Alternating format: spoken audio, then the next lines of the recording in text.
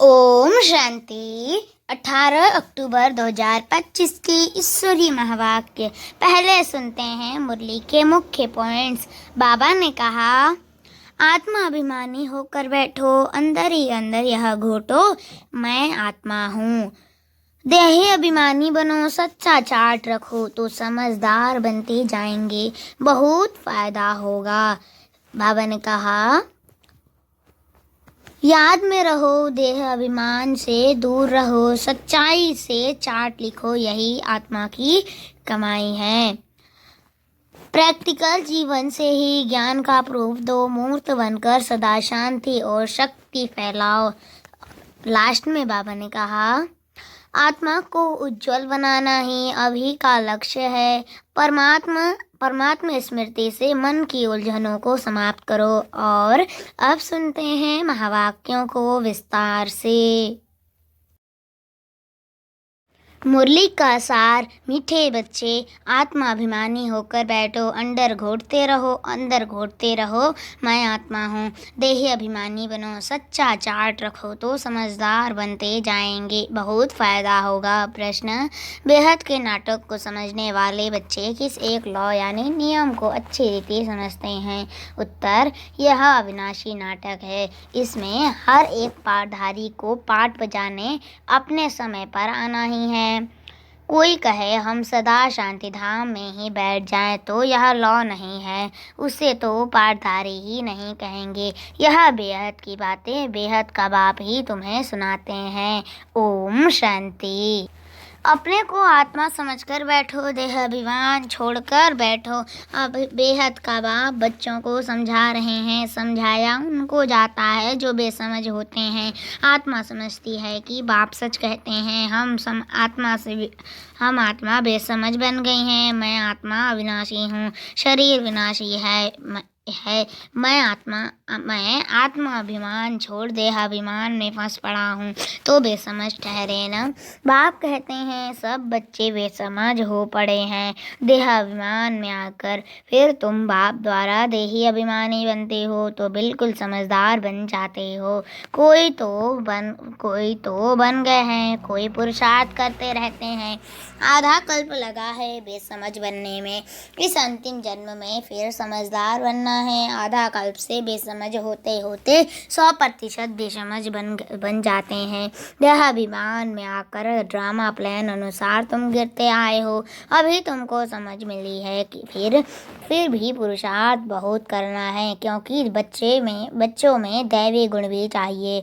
बच्चे जानते हैं हम सर्वगुण संपन्न 16 कला संपूर्ण थे, फिर इस समय निर्गुण बन पड़े हैं, कोई भी गुण नहीं रहा है। तुम बच्चों में भी नंबरवार पुरुषार्थ अनुसार इस खेल को समझते हैं।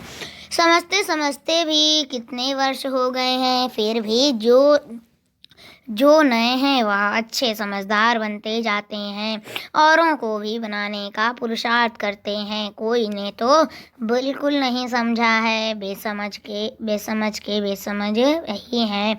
बाप आए ही हैं बेसमझदार बनाने। बच्चे समझते हैं माया के कारण हम बेसमझ बन गए हैं। हम पूज्य थे तो समझदार थे, फिर हम पुजारी बन बेसमझ बने हैं। आदि सनातन देवी देवता धर्म प्राय लोप हो गया है, इनका दुनिया में किसको पता नहीं है। यह लक्ष्मी नारायण कितने समझदार थे, राज्य करते थे। बाप कहते हैं तत्व तुम भी अपने लिए इस ऐसे समझो, यह बहुत समझने की बातें हैं। सिवाय बाप की कोई समझा न सके। अभी महसूस होता है बाप ही ऊंच समझदार होगा ना। एक तो ज्ञान का सागर भी है, सर्व का सद्गति दाता भी है, पतित पावन भी है, एक की ही महिमा है। इतना ऊंच बाप आकर के बच्चे कहा कैसे अच्छी रीति समझाते हैं। बच्चे अब पावन बनना है, उसके लिए बाप एक ही दवाई देते हैं। कहते हैं योग से तुम भविष्य 21 जन्म निरोगी बन जाएंगे, तुम्हारे सब रोग दुख खत्म हो जाएंगे। तुम मुक्तिधाम में चले जाएंगे। अविनाशी सज्जन के पास एक ही दवाई है, एक ही इंजेक्शन आत्मा को आय लगाते हैं। ऐसे नहीं, कोई मनुष्य बैरिस्ट्री भी करेंगे, इंजीनियरिंग भी करेंगे नहीं, हर एक आदमी अपने धंधे में ही लग जाते हैं। बाप को कहते हैं आकर पतित से पावन बनाओ, क्योंकि पतित पने में दुख है। शांति धाम को पावन दुनिया नहीं कहेंगे, स्वर्ग को ही पावन दुनिया कहेंगे। यह भी समझाया है, मनुष्य शांति और सुख चाहते हैं। सच्ची सच्ची शांति तो वहाँ है जहाँ शरीर नहीं, उसको कहा जाता है शांति धाम। बहुत कहते हैं शांति धाम में रहे, परंतु लौ नहीं है, वह तो पाठधारी हुआ नहीं। बच्चे नाटक को भी समझ गए हैं। जब एक्टर्स का पाठ होगा तब बाहर स्टेज पर आकर पाठ बजाएंगे। यह बेहद की बातें बेहद का बाप ही समझाते हैं। ज्ञान सागर भी उनको कहा जाता है। सर्व के सद्गति दाता पतित पावन है। सर्व को पावन बनाने वाले तत्व नहीं हो सकते। पानी आदि सब तत्व है, वह कैसे सद्गति करेंगे? आत्मा ही पाठ बजाती है। हठ योग का भी पाठ आत्मा बजाती है। यह बातें भी जो समझदार हैं वही समझ सकते हैं। बाप ने कितना समझाया है। कोई ऐसी युक्ति रचो जो मनुष्य समझे। कैसे पूज्य सो फिर पुजारी बनते हैं। पूज्य हैं नई दुनिया में, पुजारी हैं पुरानी दुनिया में। पावन को पूज्य, पतित को पुजारी कहा जाता है। यहाँ तो सब पतित हैं, क्योंकि विकार से पैदा होते हैं। वहाँ है श्रेष्ठ, गाते भी हैं संपूर्ण शिष्टाचारी। अभी तुम बच्चों को ऐसा बनना है, मेहनत है, मुख्य बात है याद की। सब कहते हैं याद में रहना बड़ा मुश्किल है। हम जीतना चाहते हैं, याद में रह नहीं सकते हैं। कोई सच्चाई से अगर चार्ट लिखे तो बहुत फायदा हो सकता है। बाप बच्चों को यह ज्ञान देते हैं कि मन मनावो, तुम अर्थ सहित कहते हो। तुम्हें बाप हर बात यथार्थ रीति अर्थ सहित समझाते हैं। बाप से बच्चे कई प्रकार के प्रश्न पूछते हैं। बाप करके दिल लेने लिए कुछ कह देते हैं, परंतु बाप कहते हैं मेरा काम ही है पति से पावन बनाना। मुझे तो बुलाते ही इसलिए हो, तुम जानते हो हम आत्मा शरीर सहित पावन थी, अभी वही आत्मा शरीर सहित पतित बनी है। 84 जन्मों का हिसाब है ना। तुम जानते हो अभी यह दुनिया कांटों का जंगल बन गई है। यह लक्ष्मी नारायण तो फूल है ना, उन्हों के आगे कांटे जाकर कहते हैं आप सर्वगुण संपन्न, हम पापी कपटी हैं। सबसे बड़ा कांटा है काम विकार का। बाप कहते हैं इस पर जीत महान, जगत जीत बनो। मनुष्य कहते हैं भगवान को कोई न कोई रूप में आना है, भागीरथ पर विराजमान हो आना है। भगवान को आना ही है पुरानी दुनिया को नया बनाने। नई दुनिया को सतो प्रधान, पुरानी को तमो प्रधान कहा जाता है। जबकि अभी पुरानी दुनिया है तो जरूर बाप को आना ही पड़े।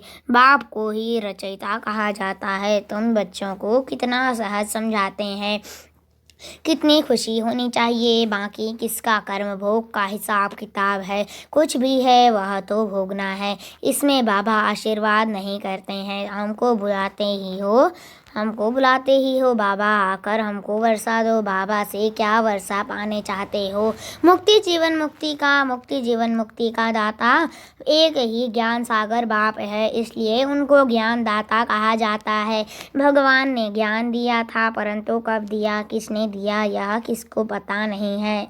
सारा मुझारा इसमें है। किसको ज्ञान दिया यह भी किसको पता नहीं है। अभी यह ब्रह्मा बैठे हैं, इनको मालूम पड़ा है कि हम सो नारायण था, फिर 84 जन्म भोगे।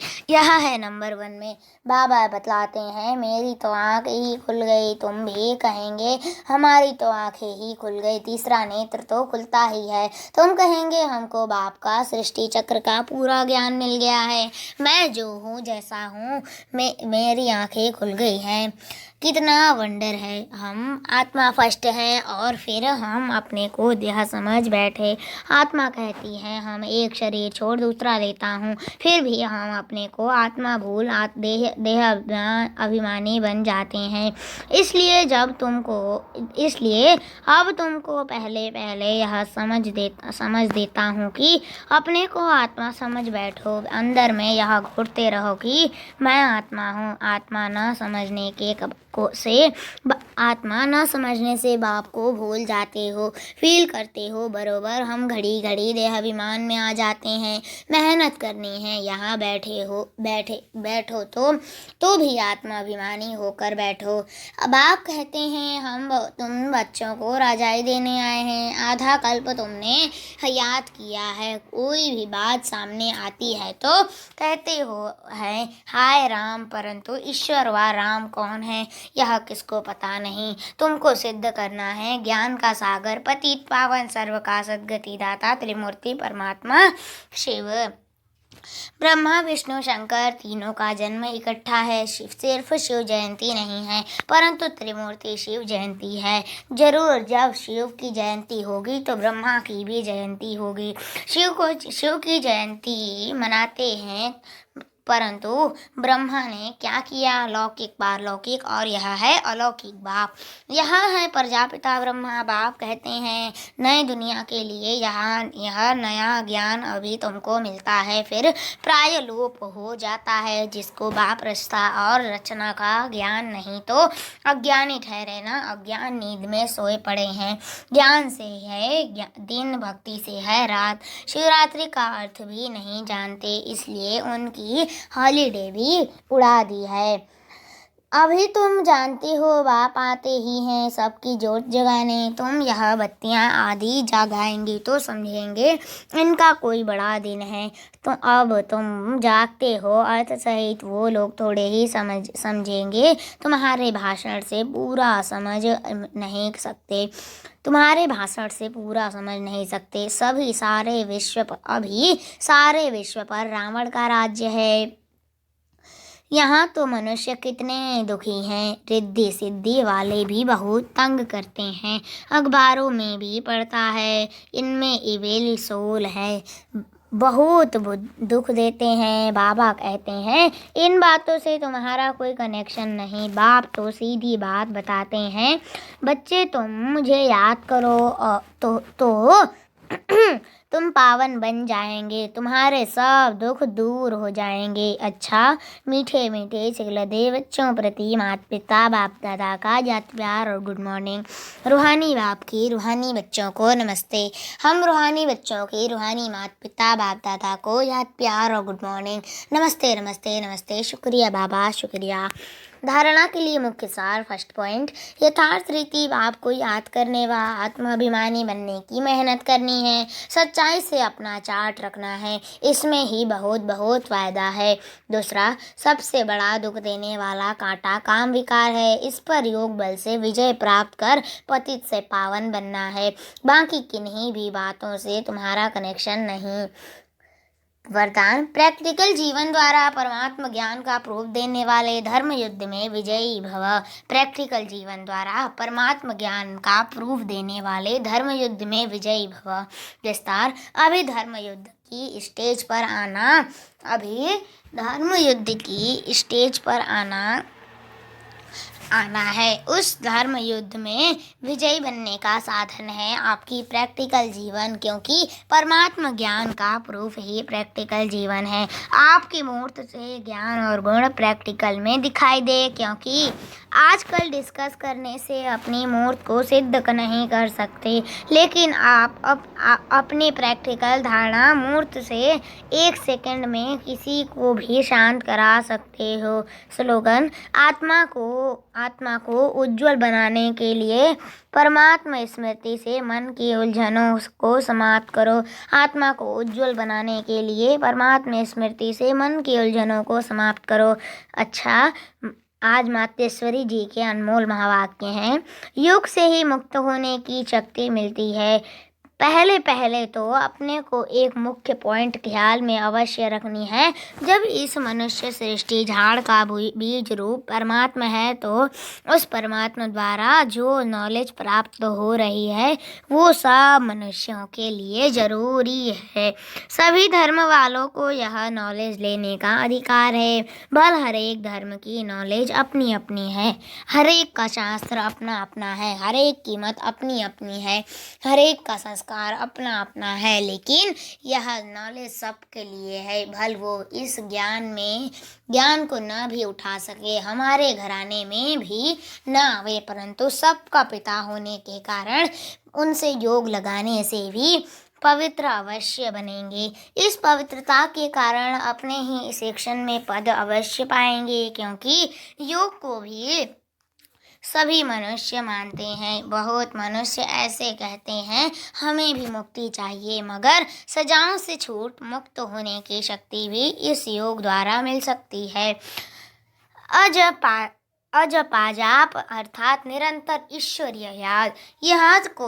यह जो कहावत है श्वासोश्वास अजपाजप कर जपते रहो, उसका यथार्थ अर्थ क्या है? जब हम कहते हैं अजपा जाप तो इसका यथार्थ अर्थ है जाप के बिगड़ श्वासोश्वास अपना बुद्धि योग अपने परमपिता परमात्मा के साथ निरंतर लगाना, और यह ईश्वरीय याद श्वासोश्वास कायम चलती रहे आती है। उस निरंतर ईश्वरीय याद को अजपा जाप का कहते हैं। बाकी कोई मुख से जाप का जपना अर्थात राम राम कहना, अंदर में कोई मंत्र उच्चारण करना, यह तो निरंतर चल नहीं सकता।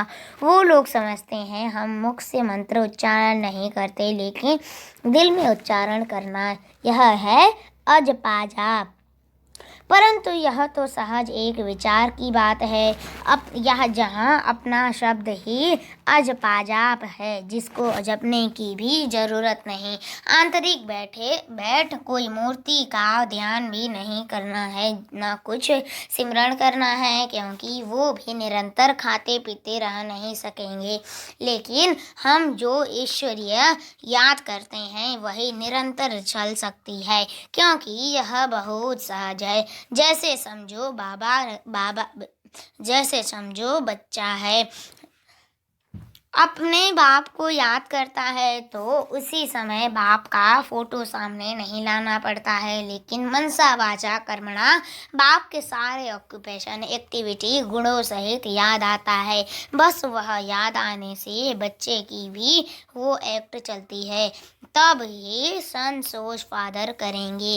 वैसे अपने को भी और सबकी याद दिल भीतर से मिटाएं। सब उस एक ही असली पारलौकिक परमपिता परमात्मा को याद में रहना है। इसमें उठते बैठते खाते पीते निरंतर याद में चल सकते हैं। उस याद से ही कर्मातीत बनते हैं। यह तो इस नेचुरल याद को ही अजपाजाप कहते हैं। अच्छा, ओम शांति। अव्यक्त इशारे हैं। स्वयं और सर्व के प्रति मनसा द्वारा योग की शक्तियों का प्रयोग करो। अभ्यास की प्रयोगशाला में बैठ योग का प्रयोग करो तो एक बाप का सहारा और माया के अनेक प्रकार के विघ्नों का किनारा अनुभव करेंगे।